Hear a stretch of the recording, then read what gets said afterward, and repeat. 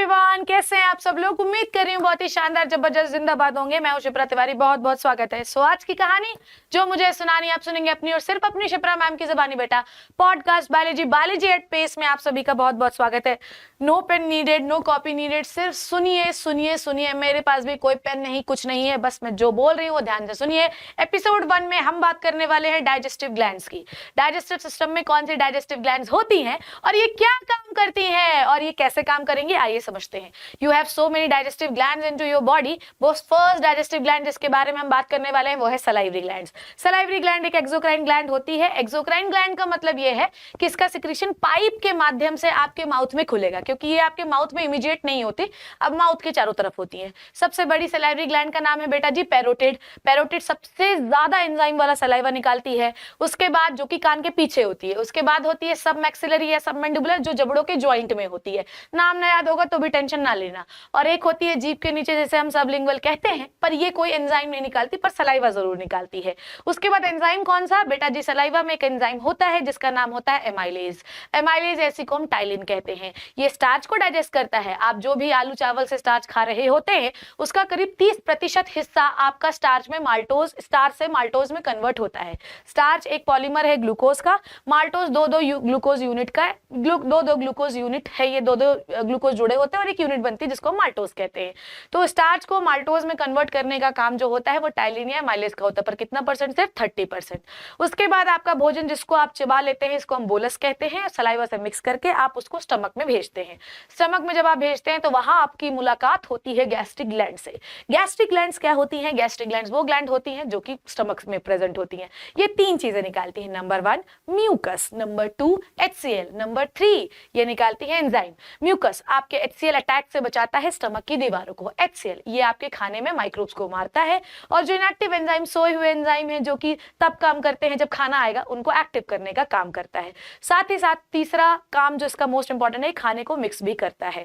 तो ये हुए HCl के काम। फिर आती हूं मैं म्यूकस तो बता ही दिया। फिर मैं आती हूं आपके एंजाइम में। एंजाइम में होते तो 2-3 है, पर आपको सिर्फ पेप्सिन के बारे में पढ़ना है।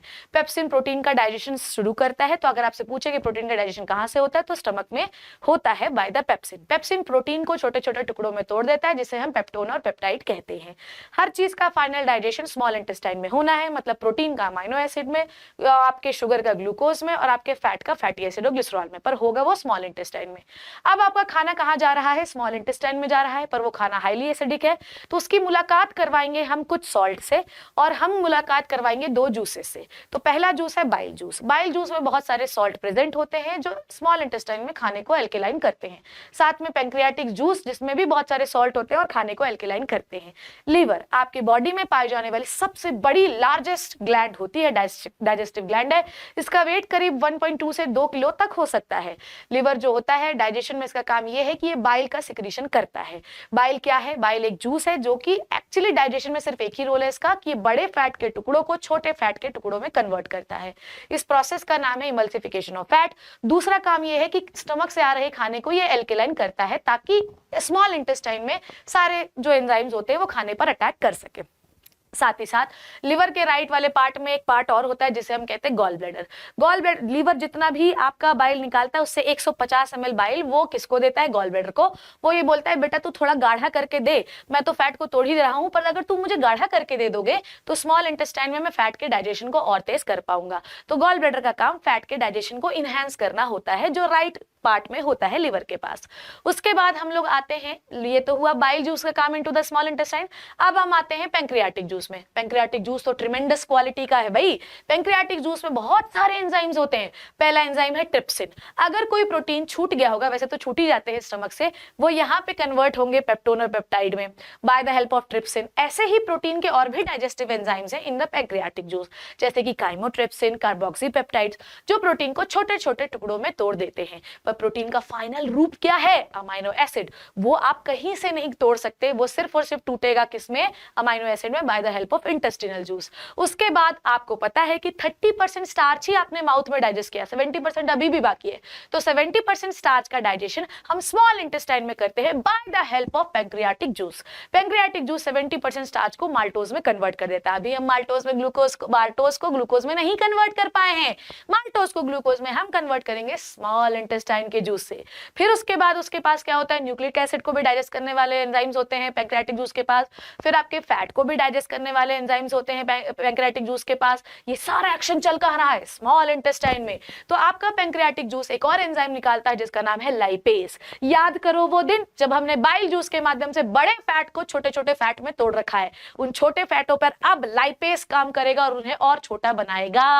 क्लियर है, समझ में आई बात? बड़े फैट पे लाइपेज डायरेक्ट काम नहीं कर सकता। उसके बाद फाइनली बारी आती है स्मॉल इंटेस्टाइन के जूस की। स्मॉल इंटेस्टाइन के जूस में तो भैया जी वो सारे एंजाइम्स होते हैं जो किसी भी चीज का फाइनल डाइजेशन कर सकते हैं। जैसे कि स्मॉल इंटेस्टाइन के जूस के पास लैक्टेज एंजाइम होता है जो लैक्टोज को तोड़ता है ग्लूकोज में।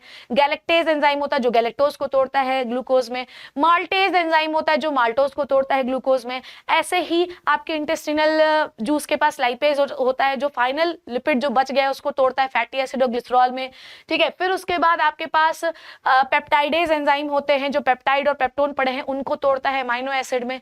कुल मिला के स्मॉल इंटेस्टाइन के जूस के पास वो सारे एंजाइम्स होते हैं जो प्रोटीन मतलब पेप्टाइड या पेप्टोन को अमीनो एसिड में, कॉम्प्लेक्स हल्की कॉम्प्लेक्स शुगर को ग्लूकोज में और आपके छोटे मोटे लिपिड को फैटी एसिड और ग्लिसरॉल में कन्वर्ट करते हैं। अब हर चीज आपका फाइनली डाइजेस्ट हो चुका है by the help of intestinal juice and the intestinal glands. I hope आप समझ गए हैं।